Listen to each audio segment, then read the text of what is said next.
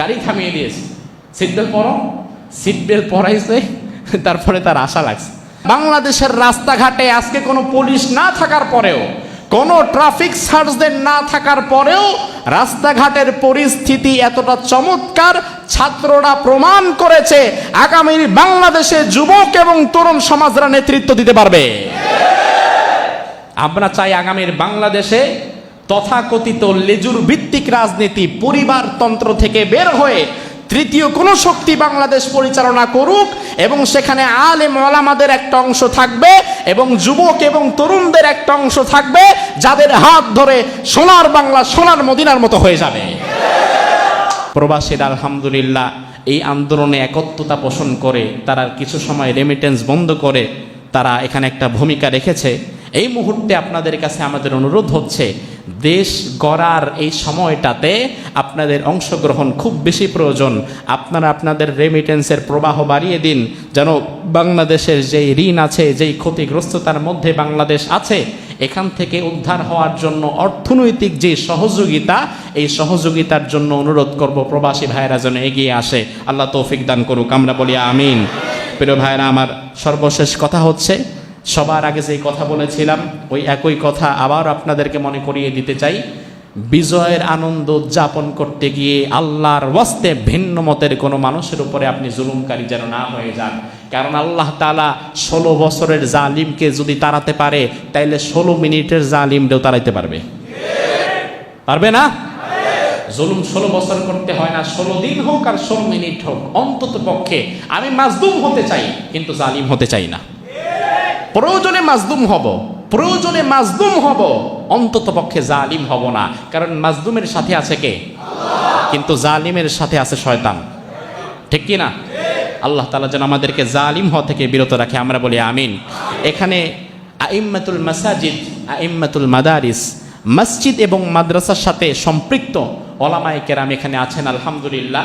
তিনারা আপনাদের সামনে 2-3 মিনিট করে কিছু কথা বলবেন, এরপরে আমরা এখান থেকে বিদায় হব। এর আগে আমি আজ আলেমদের উদ্দেশ্যে কিছু কথা, যেহেতু আলহামদুলিল্লাহ এখানে সম্মানিত ইমাম সাহেবগণ, খতিব সাহেবগণ, মাদ্রাসার মুহতামিমগণ উপস্থিত হয়েছেন, আলেমদের উদ্দেশ্যে আমরা কিছু কথা এখানে উপস্থাপন করছি। এবং অন্যান্য আশেপাশের যে সকল মসজিদে আলেমদেরকে আমরা দাওয়াত পৌঁছাতে পারি নাই বা যারা ব্যস্ততায় আসতে পারে নাই, আপনারা এই মসজিদগুলোতে গিয়ে এই বিষয়গুলো ওই সকল আইম্মায়ে কেরামকে একটু পৌঁছিয়ে দিবেন। পারবেন তো ইনশাআল্লাহ? আমানত হিসাবে কথাগুলো পৌঁছে দিবেন। প্রথম বিষয় হচ্ছে, 1 নম্বর বিষয়, আলেমদের উদ্দেশ্যে এই কঠিন সময়ে আমার 4টি প্রস্তাবনা। 1 নম্বর হচ্ছে, আলেম সমাজ জাতীয় সকল সমস্যার সমাধান কোরআন এবং সুন্নাহ থেকে দেবেন, জুমার মিম্বার থেকে।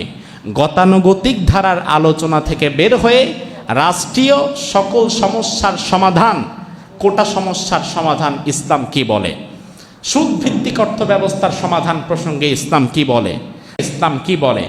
সমাজে একটা অন্যায় ঘটছে, এই অন্যায় দেখার পরে আমি চুপ করে আছি, আমার সামনে অন্যায় হচ্ছে, আমার সমাজের মানুষ অন্যায় ব্যস্ত, পুরা সাভারের মানুষ একটা অন্যায় সাপোর্ট করছে, এটা দেখার পরে খতিব সাহেবের দায়িত্ব হয়ে যায় এই অন্যায়ের বিরুদ্ধে কথা বলা এবং এর যৌক্তিক সমাধান কি হয় সেটা কোরআন এবং হাদিস থেকে তুলে ধরা। এটা আপনারা করবেন, খতিব সাহেবেরা এটা করবেন। 2 নম্বর, আলেমদের উদ্দেশ্যে 2 নম্বর পয়েন্ট হচ্ছে, তরুণ প্রজন্মের মাঝে দ্বীনি বুঝ, দ্বীনি সমাজ, দ্বীনি মাইন্ড সেট আপ, দ্বীনি মানসিকতাকে ঢুকিয়ে দিতে হবে।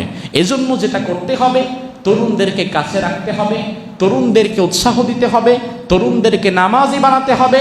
যুবক এবং তরুণদেরকে যদি মসজিদমুখী করা যায়, বিশ্বাস করেন কোন এলাকার যুব সমাজ ঠিক হয়ে গেলে ওই এলাকায় আলহামদুলিল্লাহ পুলিশেরও দরকার হয় না। হ্যাঁ, আজকে কিন্তু রাস্তায় ট্রাফিক নাই, আসেনি ভাই? আজকে রাস্তায় কোনো ট্রাফিক পুলিশ নাই। আজকে রাস্তায় আছে কারা? ছাত্ররা। আমি যখন গাড়ি নিয়ে আসছি, আমার ড্রাইভার সাহেব সে ওই কি বলে এটাকে, সিট বেল্ট পরে নাই, গাড়ি থামিয়ে দিয়েছে। সিট বেল্ট পরো, সিট বেল্ট পরাইছে, তারপরে তার আশা লাগছে। আমি আমার ড্রাইভারে বললাম, পর মিয়া, কারণ আলহামদুলিল্লাহ এটা তো ভালো কাজ, সে তো খারাপ কাজের কথা আমাকে বলে নাই। তুমি একটা আইন মানছো না, তুমি আইনটা মানো। এবং আলহামদুলিল্লাহ বাংলাদেশের রাস্তাঘাটে আজকে কোনো পুলিশ না থাকার পরেও, কোনো ট্রাফিক সার্জদের না থাকার পরেও রাস্তাঘাটের পরিস্থিতি এতটা চমৎকার, ছাত্ররা প্রমাণ করেছে আগামীর বাংলাদেশে যুবক এবং তরুণ সমাজরা নেতৃত্ব দিতে পারবে। আমরা চাই আগামীর বাংলাদেশে তথাকথিত লেজুর ভিত্তিক রাজনীতি, পরিবারতন্ত্র থেকে বের হয়ে তৃতীয় কোনো শক্তি বাংলাদেশ পরিচালনা করুক এবং সেখানে আলেম ওলামাদের একটা অংশ থাকবে এবং যুবক এবং তরুণদের একটা অংশ থাকবে যাদের হাত ধরে সোনার বাংলা, সোনার মদিনার মতো হয়ে যাবে।